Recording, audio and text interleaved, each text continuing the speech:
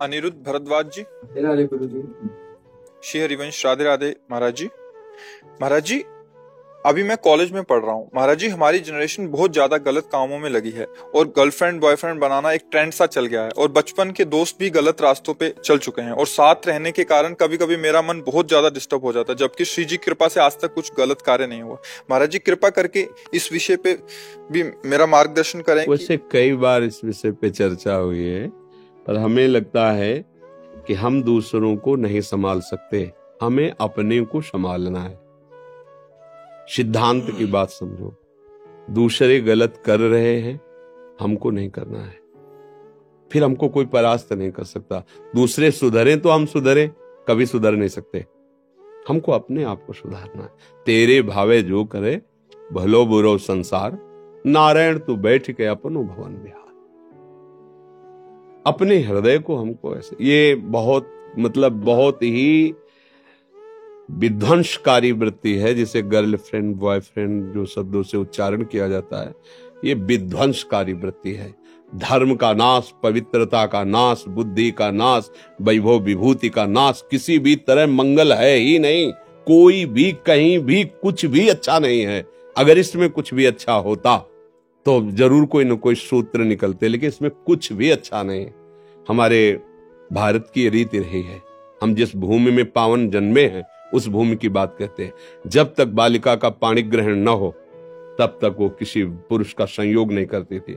जब तक पुरुष पाणी ग्रहण स्वीकार ना कर ले तब तक वो संयोग। मित्रता है हमारी आपकी, मित्रता में दोष नहीं, पर मित्रता का बहाना लेकर जो भोग वासना में उतर जाना है, ये बहुत ही हानिकारक है, बहुत ही हानिकारक है।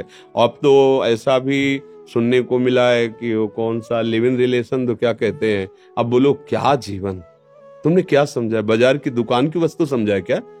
कि हमने ले लिया, हमने देखा स्वाद नहीं, हमने छोड़ दिया। ये आप खिलवाड़ समझते हो?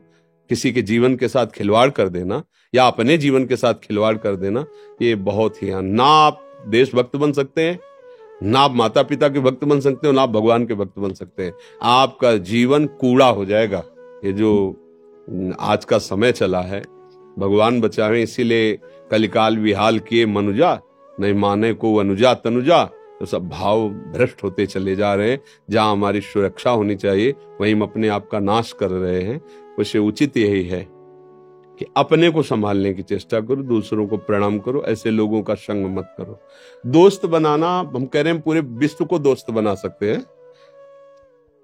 कबीरा खड़ा बाजार में सबसे पूछत खैर, अपनी सबसे दोस्ती नहीं किसी से बैर। सब मेरे भगवत स्वरूप मित्र हैं, सबको प्यार, सबको दुलार, सबको सुख पहुंचाने की भावना। लेकिन जहां दूसरे से सुख लेने की भावना में मित्रता का नाटक किया जाता है, वहां नाश प्रकट हो जाता है। नाश शब्द, वो तुम्हारे संयम का नाश, तुम्हारी इंद्रियों की पवित्रता का नाश, तुम्हारी बुद्धि का नाश, सर्वनाश कर देता है। और नए बच्चे जिससे जुड़े ना, तो उन्होंने बताया हमारे समय में तो ऐसा था ही नहीं। ये मोबाइल नहीं था, गर्लफ्रेंड बॉयफ्रेंड, ये तो शब्द ही नहीं थे, शब्द ही नहीं। और सच्ची कहते हैं, गाँव का ऐसा पवित्र जीवन कि 10, 12, 14 वर्ष तक तो उनको यही पता नहीं रहता था कि स्त्री पुरुष का कोई ऐसे व्यवहार भी होते। खेल रहे, नहा रहे, कूद रहे, ऐसा पवित्र। अब 8-10 वर्ष का बच्चा मोबाइल का पूरा इंजीनियर है, वो पूरी सब बातें जा। आज तक मोबाइल चलाना नहीं आया, जीवन में कोई मोबाइल नहीं रखा, आज भी नहीं है।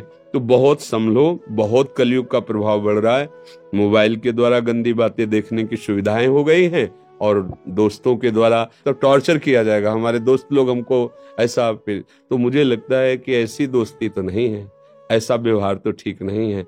अच्छा, आज आपसे दोस्ती हुई, वो आगे एक शब्द और बता रहे थे, वो रोक देने को क्या कहते हैं? दोस्ती को रोक देने को क्या कहते हैं? हाँ, अब बोलो ये, अब वो दूसरे से है, वो दूसरे से। अगर आप अपनी शास्त्रीय भाषा में इस व्यवहार को घुमा के पूछो तो क्या कहोगे? अगर घुमा के पीछे बैक में आओ और महापुरुषों के वचनों से पूछो, तो अगर वो शब्द उच्चारण करेंगे ना, तो ऐसे चोट लगेगी आपके हृदय में कि कितना गिरा हुआ शब्द कहा जा रहा है। इसको क्या कहते हैं जानते हैं? पीछे के शब्दों में शास्त्रों में पढ़ लेना। आज जिसे तुम खिलवाड़ समझ रहे ना, इससे ब्रेक किया, क्या ब्रेकअप? हाँ, ब्रेकअप। और दूसरे से फिर मित्रता, फिर उससे, फिर तीसरे से, फिर चौथे से। तो हम क्या उस शब्दों को बोले? आप लोग अपने मन और बुद्धि को डांट नहीं सकते हो, इतने गंदे आचरण कर रहे हो। जब आप गृहस्थी में जाओगे तो आपकी क्या निष्ठा होगी?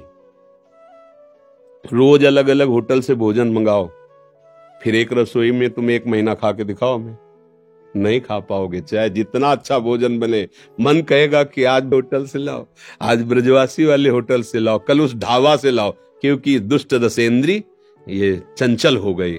फिर अन्य इंद्रियां जिनको आप चंचल कर रहे हो, फिर क्या होगा? फिर जीवन व्यर्थ हो जाएगा। इसलिए पवित्र गृहस्थ धर्म या भगवत आराधना जो भी, ये सब भगवत प्राप्ति के लिए है। जैसे पति पत्नी का है ना, ये भगवान की पूजा के लिए। सृष्टिवर्धन जो सेवाएं हैं वो होंगी, और दोनों मिलकर के खूब धर्म से चलो और भजन करके दोनों भगवत प्राप्त हो जाओ। ऐसा थोड़ी कि गंदे आचरणों के लिए है कि खूब, ऐसा नहीं। बहुत बहुत अब समय बहुत खराब हो रहा है। वो अपने लोगों की बातें सबको समझ में नहीं आएंगी, क्योंकि छोटे छोटे अवस्था के लोग शराब पीने लगे, मांस खाने लगे। ऐसे वीआईपी मत बनो कि तुम जीने लायक न रहो। देख लेना, आप खुद अपने जीवन को देख लेना एक दिन, क्योंकि तुमने मनोरंजन किया ना, अब तुम्हारे जीवन में मनोरंजन उतरेगा, तुम देखोगे। फिर लोग कहते हैं कि आप तो बाबा जी हो, आप तो समझा देते हो, लेकिन आपके ऊपर बीती है क्या? वैसे आपके ऊपर भी आपके ऊपर तो बीती नहीं, क्योंकि लड़का बच्चा परिवार तो है नहीं, तो उपदेश देना तो सहज है। ऐसी बात नहीं है। हम जब बात करते हैं आपके चित्त में चित्त लगा के बात करते हैं, उस समय आपके हृदय में जो होता है वही मेरा हृदय अनुभव करता है, तभी बोलते हैं। संतों का जो अनुभव होता है वो आपके विषय की, जैसे आपको लगा मेरे मन की बात कह दी, तो ऐसे नहीं होता। आपके मन और हमारा मन तदात्म हुआ और उस समय उसने अनुभव किया, ऐसी स्थिति होती है, उसका वर्णन कर रहे हैं। तदात्मता से ही सब हमारे भगवत स्वरूप हो, और जहां एक मन करके लगाओ वो अपने आप पता चल जाता है कि आपकी मन स्थिति कितनी है, कैसी है। ऐसा संसार में होता है तो आपको कैसे पता चला? क्योंकि आपके मन में मन को लगाया गया, तो पता चल जाता है, हाँ ऐसा है। बच्चा भगवान की कृपा है जो आपके अंदर ऐसा प्रश्न है, अपने आप को बचाओ। ये बिल्कुल ठीक नहीं है, ना संसार के मार्ग के लिए और ना भगवान के मार्ग के लिए। संसार के देखो, अगर संसार में भी कहीं सुख मिलता है तो प्रेम से मिलता है, पक्का समझना। पति पत्नी में एक अगाध प्रेम हो तो जीवन एक सुखमय, भले नमक रोटी हो। देखो गृहस्थी में भी नमक रोटी है, कोई अच्छी व्यवस्था नहीं, लेकिन दोनों मुस्कुरा रहे हैं, दोनों एक दूसरे से प्यार करते हैं, ठीक धर्म से चलते हैं, बढ़िया गृहस्थी। अब वो प्यार कैसे करें? प्यार की भूमिका तो पहले ही नष्ट हो गई, अब रह क्या गया है? अब तो खोखला जीवन है। अब क्या होगा? अशांति, वृत्तियां व्यभिचार में प्रवृत्त। ये जो आजकल सुनते हो ना, ऐसा हुआ, कई लोगों ने मिलकर ऐसा कैसे अत्याचार कोई कर सकता है? कितना हमारा हृदय अपने शरीर को प्यार करता है, हम ऐसे ही शरीर वालों के साथ कैसा व्यवहार करते हैं? क्या ये हमारा हृदय देखो कितना कठोर, कितना गंदा हो गया। अगर हमारी बहन को कोई गंदी दृष्टि से देख ले तो हमें बर्दाश्त नहीं होगा, और दूसरे की बहन के साथ हम क्या व्यवहार करते हैं वो मुझे बर्दाश्त हो जाता है। कैसी बुद्धि निम्न कोटि की, नीच कोटि की हो गई। इसलिए संभालो, अपने जो साथ हो उनको भी संभालो, जो संभल पावे, नहीं तो आप चलो। ये मार्ग अपने आप के संभालने का है। प्रभु मैं घर से मतलब पहली बार अकेले कहीं बाहर जाने के लिए निकला हूँ, और प्रभु आपके दर्शन। बढ़िया है, बस गंदे आचरणों में ना भागना। संत संग मिल गया है, पर रहो माता पिता की आज्ञा में। और हाँ, और बिना सूचना दिए माता पिता को कहीं मत आना जाना। देखो माता पिता सबसे बड़े परमात्मा है हमारे, वो गुरु हैं, सबको मानना चाहिए।